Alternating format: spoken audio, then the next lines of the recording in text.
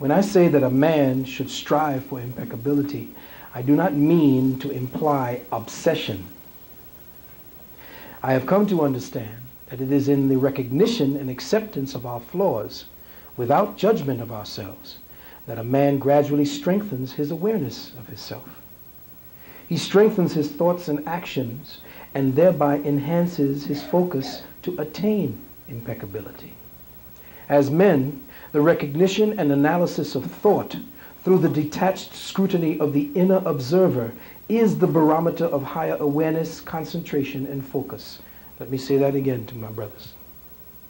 The recognition and the analysis of thought through the detached scrutiny of the inner observer is the barometer of higher consciousness, concentration, and focus. Beloved brothers and sisters, the quality of a man's thoughts are directly linked to the qualities of his biochemistry. The quality of a man's thoughts are directly linked to the qualities of his biochemistry. His thoughts, if he is not observant, will fall victim to the dictates of his appetites that would have invaded his chemistries. A man's appetites will dictate his thinking if he lets it, and his thinking will therefore then dictate his actions. Thus, it is through the path that leads to the realm of thought, and at the portal of thought, observing the realms beyond without judgment, that a man attains a genuine perception of his humankind. Now, there are those who claim that we should meditate upon ourselves as sexless balls of light, beyond agenda and beyond space and time. Oh, really? Then what is the point of taking a body in the first place? Thank you. When you are in the spirit body, do you go into meditation to experience what it's like to have a body?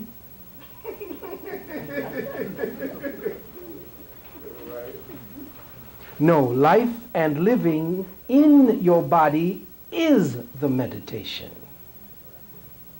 If you possess a masculine body, that was your choice of experience, your vehicle of perception in the realms of polarity. Your meditation is predicated by the design of the vehicle that you journey through nature with.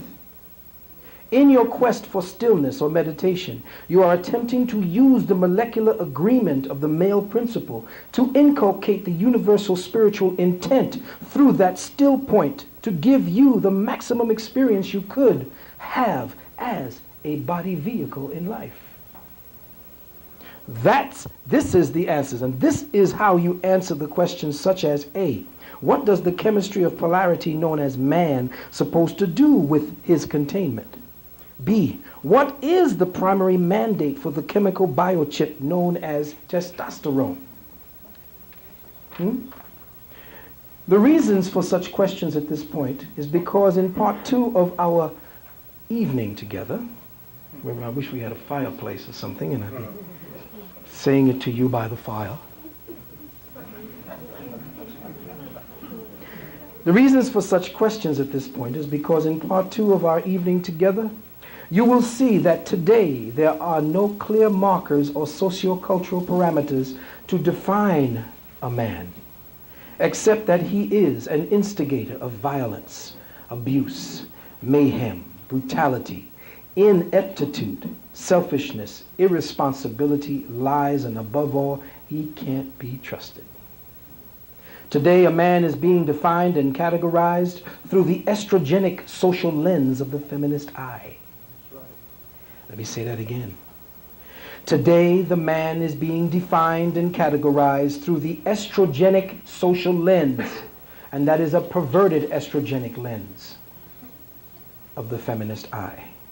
Any attempts he makes to reclaim his own persona, any attempts he makes to recapture his own natural giving self-identity, his own nature-given self-identity, is met with vicious retaliation from the feminists who man-jacked it from him since he was a boy.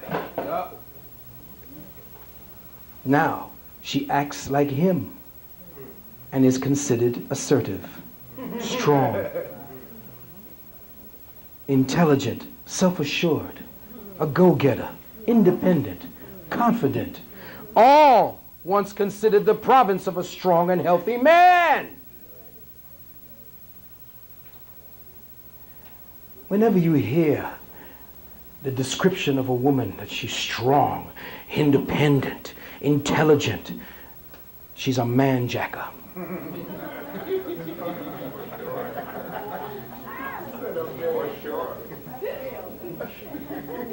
Now I know the feminists hate the shit out of me because that's the man in them hating me. You see, you don't understand metaphysics, so you don't understand your predicament. Look at relationships today, and I told you about it in the Wounded Womb. If you got an assertive, strong, independent woman, you got a weak man following her. It's automatic. Her man is going to look for a woman in him.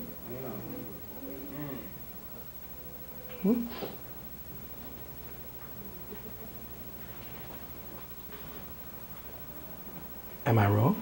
No. I know you've seen it. Huh? He follows along like he got a collar. In the background. Mm-hmm. She's loud, she's assertive, she's the masculine principle. And he's the game. Yes, he's the game. He is the pet. Now, just see that at a mass social level.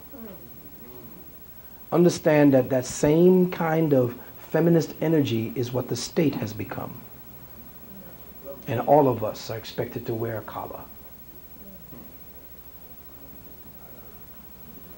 See, feminists hate me because, see, a lot of brothers don't have the metaphysical argument to shut them up.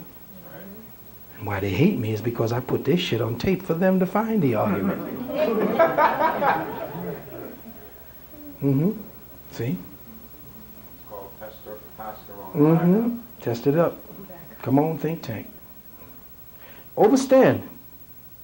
With this in mind, as we quest for overstanding on the first stage of the perceptual journey on the path of the virtuous man, I think we should start with a fundamental but all too loaded question.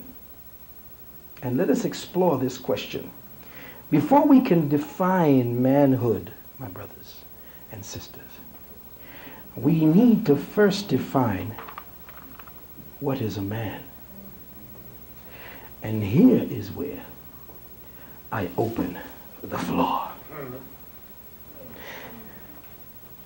Can anyone help me, good God, with what the definition of a man is? And I'm going to show you exactly where the social construct has taken your mind and your perception. Is anyone first one? Oh, wait a minute. We're amongst the family now. We're in the dark matter think tank. And we are here to explore a question that ain't nobody ever asked. They never asked me. I didn't hear nobody, male or female, ask me, what is a man? Here we are trying to be men. Women kept saying, be a man, goddammit!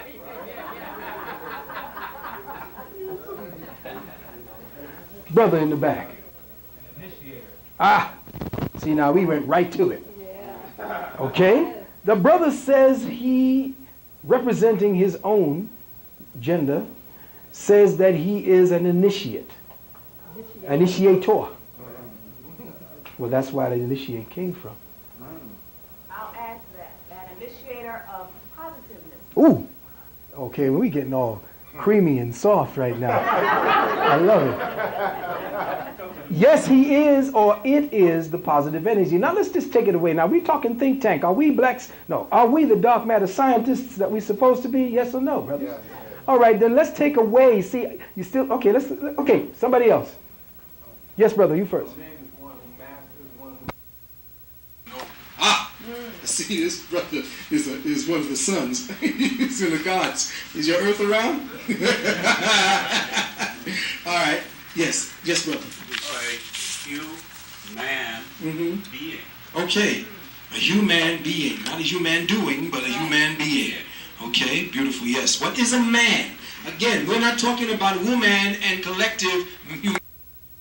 Talking about the entity that has manifested with scrotum and tube and, hard, thick. What is that creature? We analyze him, we only look at what his surface is. What is he? Provider. A builder. Supporter. Whoa. Okay. A ruler and a warrior. Sister. Protector. Yes. Maintainer. Oh, okay. Well, let's hold that aside for a minute. One who has control of his environment to create balance so that creativity can happen. Brother just opened the door. Go ahead, brother. I would say a man is all those things that we just... All right. Came back around to the wise one. Now, here's what I'm saying to you. Everyone is right and everyone is wrong. I said, okay, what do we do? What is the definition? What are we looking for? What is a man? Okay? First thing, you defined what you thought the man is. Nobody has told me what a man is yet. You say what he does. You say he provides. You say he protects. You say he's a king. These are all job descriptions. Again, I asked the think tank, what is a man? Yes, sir. Me, okay. Self-identity immediately. Part of the atom. Oh, we're getting down to it now. Go ahead. Okay, well, yes. That's now we getting into, yes. Okay, go back.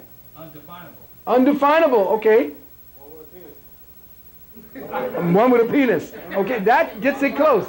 But you see, that's good because that doesn't deal with function. I like that. That says it right there. We're getting to this core. A Y chromosome. A Y chromosome. Come on. Strength. Interesting. Yes. That would be one of the Tai Chi yin dynamics. Strength versus weakness. Very good. Opposite woman. So he is an opposite. Okay, so now you see how you got away? Did you see where we went from? You see what the social mindset did to you when I asked you what a man was? What was the first thing that happened? You started giving him a job description. This is why you fail. See, I'm being Yoda now. This is why you fail. Because my sister and my brother, you have just given the feminist view. A woman looks at you as a function in her life. And you have been relegated to a job description. You will never come together with your man because in your own right you have been trained that he owes you something. And if he isn't doing his job, he can be replaced.